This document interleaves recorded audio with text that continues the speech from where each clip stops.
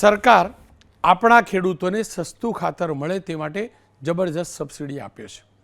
જે ખાતરની બેગ 250 રૂપિયાની અંદર આપણા ખેડૂતને મળે છે તેની પાછળ સરકાર 2200 રૂપિયા સબસિડી આપે છે.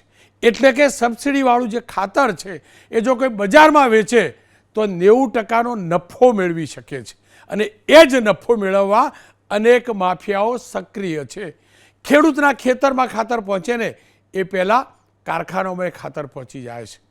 ચોક્કસથી પ્રયાસ થયો નીમ કોટેડ યુરિયાનો, એનો પણ કોઈએ તોડ શોધી કાઢ્યો અને આજે એ હકીકત છે કે અનેક વાર ખાતર ખોટા હાથમાં જાય છે.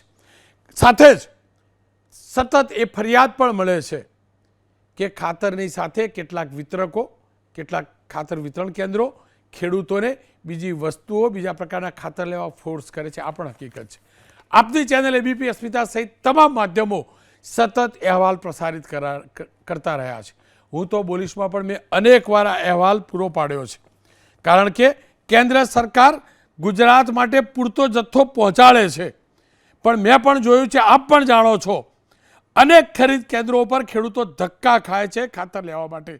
લાઈનો લગાવતા હોય તેવા અનેક ઠેકાણેથી સમાચાર આવે છે. એટલું જ નહીં, યુરિયાને નીમ કોટેડ કર્યા બાદ પણ સરકારી સબસિડીવાળું ખાતર કાળા બજારથી વેચાયું છે એવા અનેક સમાચાર આવ્યા છે. એ હકીકત છે કે ખેડૂતોના હિસ્સાનું ખાતર મોટી સબસિડીના કારણે બારોબાર ઉદ્યોગોમાં પહોંચી જાય છે. અને જે પકડાય છે ને એ પણ પાશેરીમાં પૂણી સમાન છે. અને એટલે જ હું ફરીથી કહું છું, હું સતત આ કાર્યક્રમ કરું છું. 31 જુલાઈએ હજુ તો હું તો બોલીશ કાર્યક્રમમાં ખાતરની અછત, સ્ટોકનું સત્ય છે શું, એ શીર્ષક હેઠળ અમે કાર્યક્રમ કરેલો. અમારો પ્રયાસ હતો સરકાર સુધી આ વાત પહોંચાડવાનો, આ જાણકારી પહોંચાડવાનો. જો કે હવે આપણા ગુજરાતની સરકાર આ મુદ્દે ચોક્કસથી સતર્ક બની છે અને ખેડૂતોને ખાતરની તકલીફ ન પડે અને ક્યાંય પણ ગડબડી હોય તો તેની જાણકારી પહોંચે તે માટે કૃષિ વિભાગે તમામ જિલ્લાના તાલુકાઓમાં કંટ્રોલ રૂમ શરૂ કર્યા છે. જ્યારે રાજ્ય કક્ષાના કંટ્રોલ રૂમનો નંબર આપ્યો છે, મારી ટીમને કહીશું કે નંબર ફ્લેશ કરીશું. એ નંબર છે 079-232-56080. રિપીટ કરું છું, 079-23-25-60-80. આ હેલ્પલાઇન નંબર છે. મારો ખેડૂત આ નંબર ઉપર ફોન કરી એની કમ્પ્લેન કરી શકે છે. સાથે ખાતરના વિતરણ અને સ્ટોકની તમામ વ્યવસ્થા પર નજર રાખવા 3 અધિકારીઓની પણ નિયુક્તિ કરાઈ છે. આ તમામની વચ્ચે ખાતરમાં ચાલતી ગડબડીની આશંકા પણ છે અને કેટલાક લોકો સ્કેનર પણ છે. ગુજરાત સરકારે ગુજરાત એગ્રો ઇન્ડસ્ટ્રીયલ કોર્પોરેશનના મેનેજિંગ ડિરેક્ટર વિજય ખરાડીને તાત્કાલિક તપાસના આદેશ કર્યા હતા. અને તપાસ બાદ જામનગરમાં ગુજરાત ફર્ટિલાઇઝર્સ ડીલર્સ એસોસિએશન અને Bhavnagar Gujarat onion growers federation, આ બંનેને નોટિસ પણ અપાઈ છે. અને સાથે જ રાજ્યના 10 જેટલા જિલ્લાઓમાં માર્ચ અને એપ્રિલ મહિનામાં ખાતરનો અસામાન્ય જથ્થાનું જેને વેચાણ કર્યું હોય ને એમનું પણ વિશ્લેષણ થઈ રહ્યું છે. 2024ની સરખામણીમાં 40થી 65% વધુ જથ્થો કેટલાક લોકોએ વેચ્યો હોય ને એવું ધ્યાનમાં આવ્યું છે. હાલ તો ગુજરાત એગ્રો ઇન્ડસ્ટ્રી કોર્પોરેશનના મેનેજિંગ ડિરેક્ટર વિજય ખરાડીએ ભાવનગર, રાજકોટ, સુરેન્દ્રનગર, સાબરકાંઠા, મોરબી, નવસારી, છોટાઉદેપુર, બોટાદ, મહીસાગર, અરવલ્લી સહિત 37 ખાતર ડીલરોના ખાતરના વેચાણની માહિતી તુરંત પહોંચાડવા નોટિસ ફટકારી છે. તો બીજી તરફ છોટાઉદેપુરમાં આજે પણ વહેલી સવારથી લાઈનો જોવા મળી. છેલ્લા 3 દિવસથી ખેડૂતો ધક્કા ખાઈ રહ્યા છે, કલાકો સુધી ભૂખ્યા તરસ્યા રહ્યા છે, પણ જરૂરી ખાતર મળતું નથી. બીજી તરફ ખાતરના ડેપો મેનેજરનું કહેવું છે વિતરણના કે પૂરતા પ્રમાણમાં ખાતર આવતું નથી. ધાનેરાના ધારાસભ્ય માવજી દેસાઈએ પણ મુખ્યમંત્રીને પત્ર લખ્યો છે, કૃષિમંત્રીને પત્ર લખ્યો છે, ઇફકોના ચેરમેનને રજૂઆત કરી છે કે વાવેતર થયું છે, પાકનો ગ્રોથ થાય માટે ખાતરની જરૂર છે, પણ ખેડૂતો પરેશાન છે. મગફળી અને બાજરીના વાવેતરમાં યુરિયા ખાતરની ભારે માંગ છે. ત્યારે ધારાસભ્યએ ખાતરની ઘટ પૂરી કરવા અને સાથે જ ખાતરની સાથે જબરજસ્તીથી યુરિયાની કીટ ન અપાય તે માટે રજૂઆત કરી છે. એ માનવું જ પડશે કે આ ખાતરની અંદર જબરજસ્ત કમાણી છે. એટલે કેટલાક માફિયાઓ વિતરણ વ્યવસ્થાની ક્ષતિઓનો લાભ લે છે અથવા ગોઠવણ કરી મારા ખેડૂતના હકનું ખાતર લઈ જાય છે. ઉદ્યોગોને વેચી રોકડી કરી લે છે. એક બોરીએ 2,000 રૂપિયા મળતા હોય 250 રૂપિયાના રોકાણ કરીને, તો આપ સમજી શકો છો. હિતેન્દ્રભાઈ પટેલ પ્રવક્તા છે, બીજેપીના પ્રવક્તા નેતા છે, ખેડૂત આગેવાન છે. અતુલભાઈ આસ્તિક જેઓ જનરલ મેનેજર છે ગુજરાત કોઓપરેટિવ ઓનિયર્સ ગ્રોવર્સ ફેડરેશનના, અને જ્ઞાનીબેન ઠાકોર સાંસદ છે. જ્ઞાનીબેન, આપ તો જમીનના વ્યક્તિ છો, ખેતીને મારા કરતાં 100 ગણા સારી રીતે જાણો છો. જે વિસ્તારમાંથી આવો છો એ વિસ્તાર ખેતી અને પશુપાલન સાથે જોડાયેલો છે. કેટલી સમસ્યા છે ખાતરની, અને એ માટે જવાબદાર કોણ છે? સૌપ્રથમ તો રોનકભાઈ, આપે ખેડૂતોનો પ્રશ્ન ઉજાગર કર્યો છે, અને હું અત્યારે એક સંસદ સભ્ય તરીકે કે કોંગ્રેસ પાર્ટી તરીકે કરતાં હું એક ખેડૂત તરીકે જ્યારે આપની સમક્ષ વેદના ઠાલવી રહી છું, એટલા માટે કે સમગ્ર રાજ્યની અંદર આજે મગફળી હોય, એને બાજરી હોય કે જે વિવિધ પાકોની અંદર યુરિયા ખાતર માટે જે ખેડૂતો અત્યારે જે મુશ્કેલી અનુભવી રહ્યા છે, એ અત્યારે એમનું કોઈ સાંભળવા વાળું નથી. અને જે ગુજરાત સરકાર હોય કે કેન્દ્ર સરકાર હોય, આપે અમને સાંભળતા પહેલાં જે વિગતો આપી એ એકદમ સાચી એટલા માટે છે કે દર વખતે કેટલો ખાતરનો ઉપયોગ થાય છે, એ દરેક જેને પણ આપણે ખાતર વેચવા માટેનું લાયસન્સ આપ્યું હોય એમને ત્યાં જથ્થો પૂરતો સરકારે પહોંચાડવો પડે. તાલુકા સંઘ હોય, જિલ્લા સંઘ હોય, મંડળીઓ હોય, વિવિધ પ્રાઇવેટ પણ જેને પણ લાયસન્સ આપીને આપણે ખાતર આપવા માટેની જે ઓથોરિટી લાયસન્સ આપ્યા હોય એમની સાથે પણ આપણે સરકાર સાથે એને કનેક્ટિવિટી રાખીને આ સ્થિતિનું નિર્માણ ન થાય એ પૂરેપૂરી જવાબદારી રાજ્ય સરકારની, કેન્દ્ર સરકારની છે. ખૂબ સારી વાત કરી કે જે ખેડૂતોના હકનું જે ખાતર છે એ ક્યાંક ને ક્યાંક મોટા પ્રમાણમાં 2 નંબરમાં એ ઉદ્યોગોમાં જઈ રહ્યું છે, અને એના હિસાબે આ ખાતરની અત્યારે તંગી ઊભી થઈ છે અને ખેડૂતો મુશ્કેલીમાં મુકાણા છે. હમણાં તમે જો છોટા ઉદેપુરમાં કેવડી લાંબી લાઈન, બનાસકાંઠામાં ખેડૂતો, કેમ કે ગુજરાતનો સૌથી મોટો ભૌગોલિક એરિયા ધરાવતો જિલ્લો હોય અને સમગ્ર આખો જિલ્લો ખેતીવાડી સાથે સંકળાયેલો હોય, તો હું માનું છું સૌથી વધારે એ ખેતીનો એરિયા કહેવાય એ સમગ્ર ગુજરાતમાં સૌથી વધારે બનાસકાંઠાનો છે. અમે હમણાં 2-3 દિવસ પહેલાં તમામ ધારાસભ્યો સાથે કલેક્ટરને પણ આવેદનપત્ર આપ્યું. એમાં અમારા ધારાસભ્યો કાંતિભાઈ હોય, જિગ્નેશભાઈ મેવાણી હોય, માજી ધારાસભ્ય શિવાભાઈ હોય, માજી ધારાસભ્ય ગુલાબસિંહભાઈ હોય, બધા જ સાથે રહીને કલેક્ટર ઓફિસમાં આવેદનપત્ર આપીને સરકારને આ બાબતમાં અગ્રેસિવ થઈને ખેડૂતોને મદદ કરે એના માટે રામધૂન બોલીને એમને સદબુદ્ધિ મળે કે ભાઈ આ તમે કારખાનામાં જાય છે તો એને રોકવાની જવાબદારી કોની છે. હમણાં વાત કરી કે ખૂબ બધા કંટ્રોલ રૂમ ચાલુ કર્યા છે, તો કંટ્રોલ રૂમ ચાલુ કર્યા તો કંટ્રોલ રૂમમાં ખેડૂત એમ કે ભાઈ અહીંયા આ કારખાનાની અંદર ખાતર અપાય છે, એમ ખેડૂતને ઇન્ફોર્મેશન આપવાની, એ વહીવટીતંત્રને ખબર રાખવાની કે ખેડૂતને ખબર રાખવાની. એટલે આપના માધ્યમથી રોનકભાઈ, હું વહીવટીતંત્રને, ગુજરાત સરકારને, જે ફર્ટિલાઇઝર કંપનીઓ હોય કે એના વહીવટદાર હોય એમને એટલું જ કહું છું કે તમારી સમગ્ર જવાબદારી છે ક્યાં કોણ 2 નંબર કરે છે, અને એના ઉપરાંત ખેડૂતો ઉપર એવી તવાઈ કરવામાં આવે છે કે તમારે નેનો યુરિયા ખાતર ફરજિયાત લેવાનું. એટલે તમે જે નેનો ફર્ટિલાઇઝર કંપનીવાળો છે એની સાથે જે કરાર કર્યા હોય એ તમને મુબારક, પણ એના માટે તમે ખેડૂતને જે ગુણવત્તા વગરનું ખાતર લેવા માટે કરીને ફરજ પાડો છો એ પણ હું માનું ત્યાં સુધી વ્યાજબી નથી. અને ના છૂટકે પણ ખેડૂતોને મોંઘા ભાવે હલકી ક્વોલિટીવાળું ખાતર લેવું પડે, આવો જુલમ કદાચ ખેડૂતો ઉપર તમે ના ગુજારો તો ભગવાન તમારું સારું કરે એમ. કેમ કે આ ખેડૂતની લાઈ છે ને કભી ખાલી ન જાય. તમે કદાચ બીજા ડિપાર્ટમેન્ટ 2 નંબરવાળાને કાને તમે હેરાન કરો તો એ ઠીક છે, પણ આ ખેડૂત કે સવારથી કરીને સવારે લાઈનમાં લાગે અને હાજ સુધી એને ખાતર ન મળે એટલે ખાલી હાથે પાછું જવું પડે, વળી પાછું એને બીજે દાડે લાઈનમાં થવું પડે. આવી પરિસ્થિતિ જ્યારે ગુજરાતની અંદર આવી હોય ત્યારે વર્તમાન જે કંઈ વહીવટ કરતા હોય, હમણાં આપે બધે અલગ અલગની વિગત આપી, પણ જ્યારે તબેલામાંથી ઘોડા નીકળી જાય પછી તાળા મારે, એટલે આવા દેખાવો પૂરતું કરતા જેને પગલાં લેવાના છે એ કડકાઈથી પગલાં લઈ અને સમગ્ર રાજ્યના ખેડૂતોનો જે અને બીજું કે ઘણા વિસ્તારોની અંદર રોનકભાઈ એક તો વરસાદ પડ્યો એટલે વરસાદના કારણે ખેતી ફેલ ગઈ જી. અને હવે આ યુરિયા ખાતર ન મળે એના કારણે જો આજ તમે એમ માનો કે પૈસા માટે લાઈન ન હોય એટલી લાઈન જી. આજે આ યુરિયા ખાતર માટે સમગ્ર રાજ્યમાં ઝીલે ઝીલે છે અને આમાંથી કંઈક સરકાર સોલ્યુશન જી. લાવે એવી હું આપના માધ્યમથી અપેક્ષા રાખું છું. ખૂબ ખૂબ આભાર આપનો. અને આપ પણ સાંસદ છો, આપ પણ સરકારમાં રજૂઆત કરી શકો છો અને એટલે જ આપને જોડ્યા છે કે આ વાત સરકાર સુધી પહોંચે. ભલે આપ વિપક્ષના સાંસદ છો, વિપક્ષમાંથી જીતેલા સાંસદ છો, પણ મારા દેશના સાંસદ છો. અતુલભાઈ સાથે મેં વાત કરી છે કારણ કે અતુલભાઈની સંસ્થા ફેડરેશન ઉપર આરોપ પણ લાગ્યા છે અને એમને ફર્ટિલાઇઝર આપવાનું બંધ પણ કરાયું છે.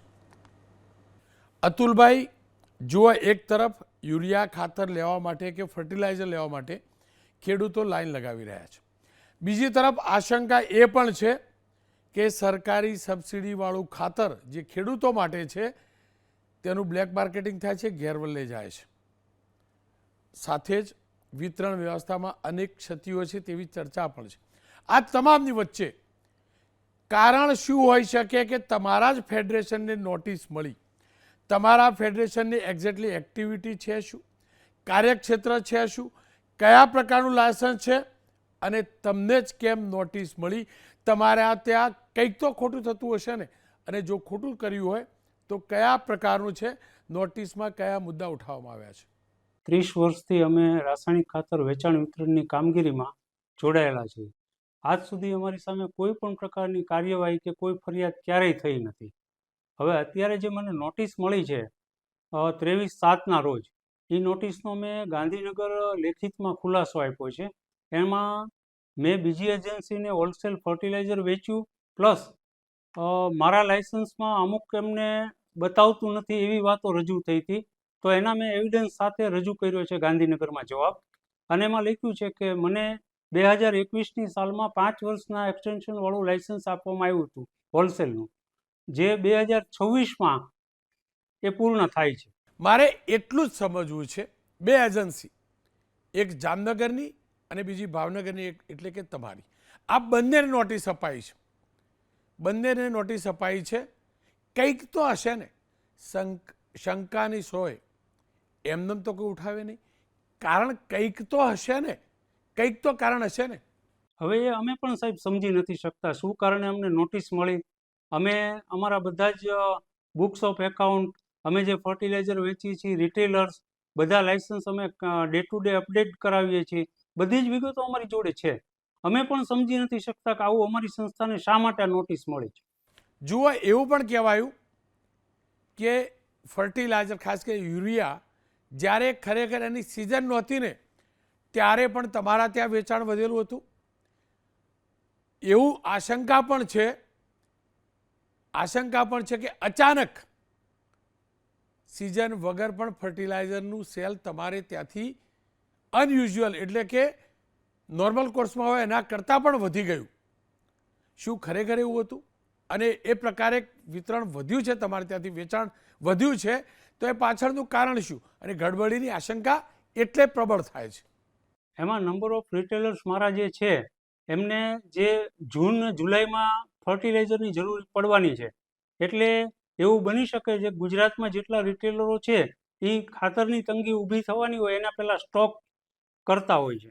અને આની અંદર એવું છે કે જે કોઈ ખાતર જે કોઈ રિટેલરને મારા મારફત આપવામાં આવ્યું છે એ POS machine, point of sale મશીનથી સ્ટોક લઈ અને વેચાણ કરે છે, આધાર કાર્ડ લે છે.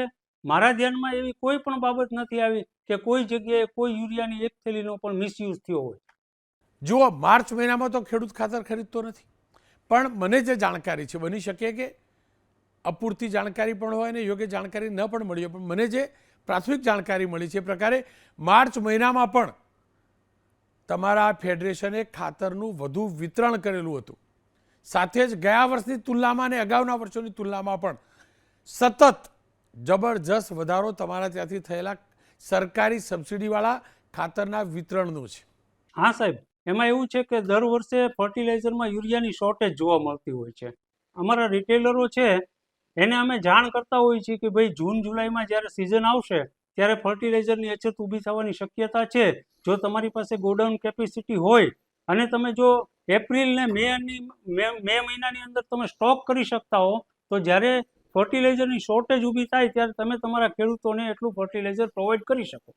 સરકારે તમારા ફેડરેશન પર ખાતર વિતરણ કરવા માટેની જે વ્યવસ્થા હતી તેના ઉપર બ્રેક લગાવી છે તેવી મારી પાસે જાણકારી છે.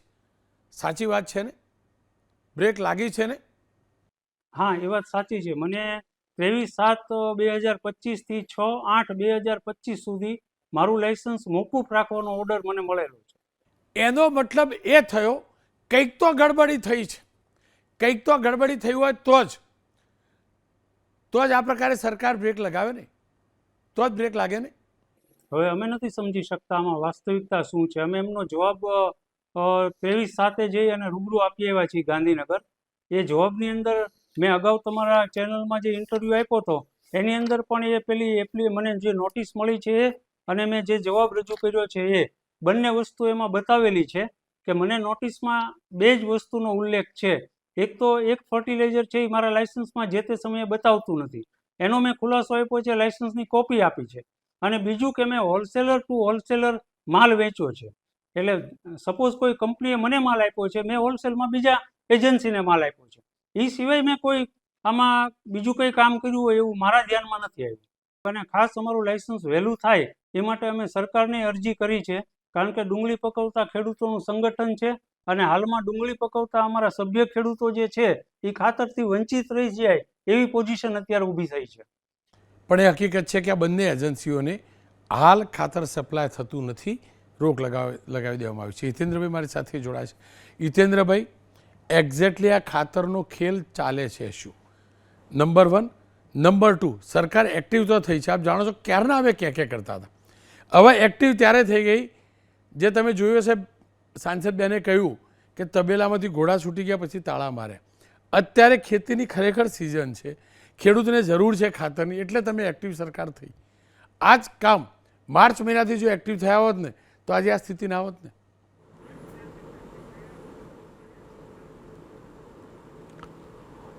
રોનકભાઈ, આ બહુ સરસ વાત ખેડૂતોના હિતમાં ખેતીને લગતી તમે પાછલા અઠવાડિયાથી 10 દિવસથી શરૂ કરી હતી. ખેડૂતને એના હકનું ખાતર સમયસર અને પૂરતું મળી રહે એના માટેનો એક પ્રયાસ રાજ્ય સરકાર કરી રહી છે. મને થોડો સમય આપજો, હું આખી સિસ્ટમને સમજાવવાનો પ્રયાસ કરીશ કે ખાતર છે ને એ ખેડૂતો બનાવે છે, ખેડૂતો વિતરણ કરે છે અને ખેડૂતો વાપરે છે. એટલે ઇફકો, ક્રિપકો અને એવી મોટાભાગનું ખાતર આ ખેડૂતોની બનેલી સંસ્થા બનાવે છે અને એના 17 જેટલા જે ડિસ્ટ્રીબ્યુટરો છે એ પણ મોટાભાગના સહકારી ક્ષેત્રના કાર્યકર્તાઓ છે અને વાપરનારા પણ ખેડૂતો છે. પણ આ આખી પ્રક્રિયા નિયમિત ચાલે એટલે ઉત્પાદનની, વિતરણની અને સબસિડીની, એના માટે ફર્ટિલાઇઝર કંટ્રોલ એક્ટ હેઠળ સરકાર એમાં દરમિયાનગીરી કરે છે. આખી જે પદ્ધતિ છે એમાં મેં અગાઉ પણ વાત કરી હતી કે કેન્દ્ર સરકારે ભારે આંતરરાષ્ટ્રીય મુશ્કેલી વચ્ચે પણ ખાતરોનો જથ્થો એ પૂર્વવત રહે એટલા માટે રાજ્ય સરકારોને એના પાછલા વર્ષનો વપરાશ અને એની ડિમાન્ડ પ્રમાણે પૂરતો જથ્થો ફાળવી આપ્યો છે.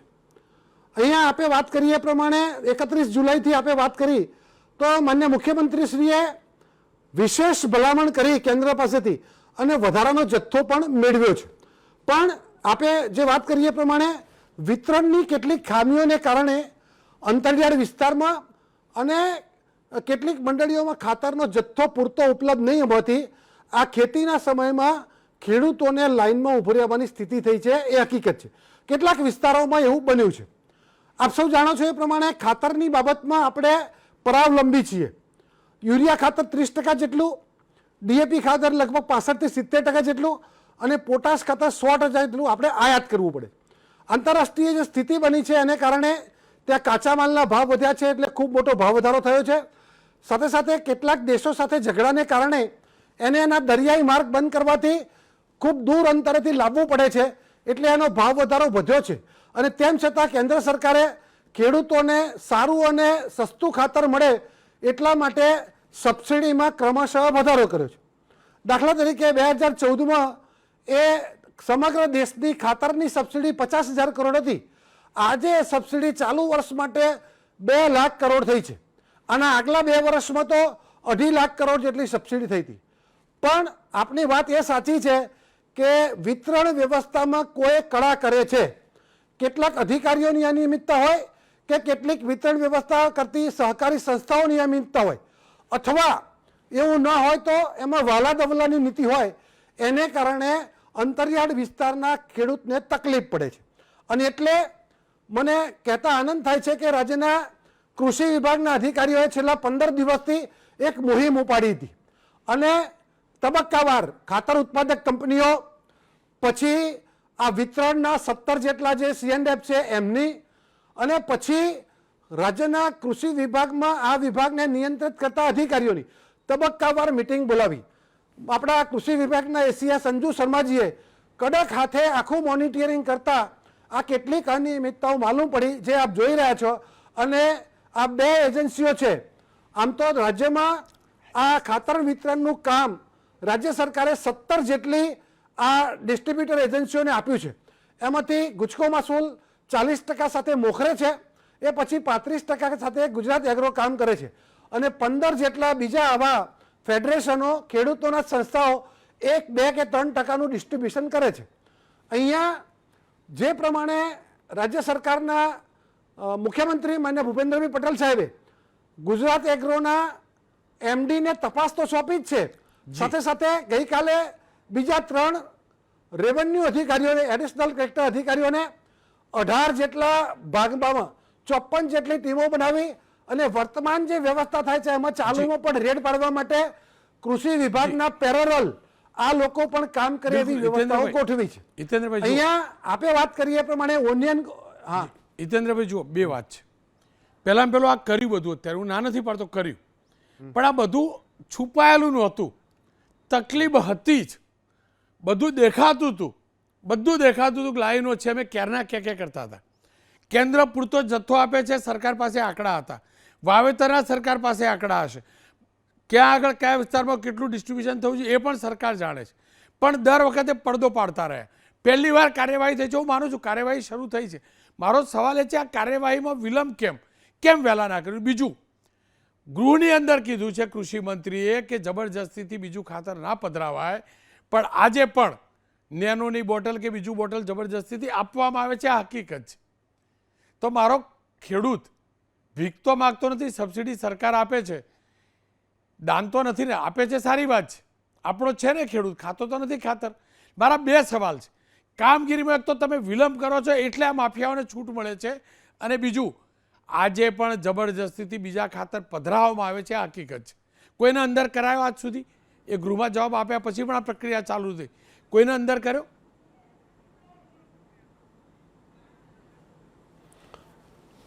રોનકભાઈ, આપની વાત એકદમ સાચી છે. અને ખેતીના કામના સમયમાં ખેડૂતને આ મુશ્કેલી પડે ત્યારે હું સમગ્ર ગુજરાતના ખેડૂતોની ભારતીય જનતા પાર્ટી અને રાજ્ય સરકાર તરફથી ક્ષમા પ્રાર્થું છું કે આ ખરેખર સમયે તમારે કેટલાક વિસ્તારોમાં લાઇનમાં ઊભું રહેવું પડે. પણ આખી એ પ્રક્રિયામાં મેં કીધું એ પ્રમાણે કે આ સમય ખેતીનો છે અને આપણે તપાસ કર. અંજુ શર્મા મેડમે આના પહેલાં પણ 2 મોટા પરિવર્તન કર્યા. જ્યારે આપણે રાહતના માટે આપણે અતિવૃષ્ટિના સમયે પેકેજ આપતા હતા, એમાં કેટલી ગોબાચારી થતી હતી, તો એરિયલ સર્વે કરી અને એકચ્યુઅલ લોકોને મળે એવો પ્રયાસ કર્યો, એમાં થોડી અફડાતફડી થઈ હતી. એ જ પ્રમાણે MSPની ખરીદીમાં પણ કેટલાક લોકો ખેડૂતોના હકનું વેપારીઓ ખોટા રજીસ્ટ્રેશન કરાવી અને માલ ઊંચા ભાવે વેચી જતા હતા. એમણે તુવેર, રાયડા અને ચણામાં કેટલાક રજીસ્ટ્રેશનો કેન્સલ કર્યા, ત્યારે પણ અફડાતફડી થઈ હતી. પણ આજે પણ આ જે કડક હાથે કાર્યવાહી કરી છે, મને લાગે છે કે થોડો સમય માટે આ મુશ્કેલી પડશે, પણ આ જે ACS છે શર્મા મેડમ, એમનો ઈરાદો સાફ છે અને આવનારા સમયમાં આ 3 બાબતો, MSPની ખરીદી, આ અછત રાહતના પેકેજ અને આ ખાતરમાં એનો ઉકેલ આવશે એવો મારો એનો પાકો ભરોસો છે. અને અત્યારના સમયમાં એમણે જે આ તબક્કાવાર મિટિંગો કરી એમાંથી આપણને એ બાબત બહાર આવી કે આ 17 જેટલા C&F છે એમની વચ્ચે વધારે વેચવા માટેની આંતરિક સ્પર્ધા છે. રોનકભાઈ, તમે વાત કર્યું કે બીજું વરગાડે છે, તો DAP અને યુરિયા એ 2 મુખ્ય છે. તો ગુજરાત એગ્રો અને ગુજકો માસોલ આ 2 ખાતરો જ વેચે છે. આ બાકીના લોકો જેને 1-2% છે એને પોતાનું વધારે વેચવા માટે આ ખાતર કંપનીઓ એમને વધારે માલ આપવાનું લાલચ આપે છે કે તમે આ યુરિયા અને ડીએપી સિવાય આ બીજું બધું પણ વેચશો તો અમે તમને 2%ના બદલે 5 કે 6% તમારે જથ્થો આપીશું. અને એટલે આવા લોકો યુરિયા ડીએપી સાથે આવું વેચવા માટેની ભલામણ કરે છે. રાજ્ય સરકારે કીધું છે, પણ આપના માધ્યમથી ખેડૂત તરીકે, ખેડૂતના દીકરા તરીકે, આગેવાન તરીકે પણ કહું છું કે હવે પછી આ પ્રવૃત્તિ બંધ નહીં થાય તો અમે પણ તમારી સાથે આ બાબતે ખેડૂતોની સાથે ઉભા રહીશું. હિતેન્દ્રભાઈ, આશા રાખું ભરોસાની ભેંસ, ભરોસા પર બાકીનું બોલતો નથી આગળના શબ્દો, એવું ના થાય. ભરોસો રાખીએ. વિલંબ ચોક્કસથી થયો છે, પણ જાગ્યા ત્યાંથી સવાર.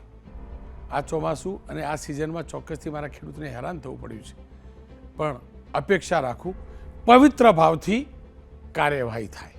જે પણ ખાતરના માફિયા છે, મારા ખેડૂતનું ખાતર ખાઈ જાય છે, ખેલ પાડે છે ને, એમનો ખેલ સરકાર પાડી દે.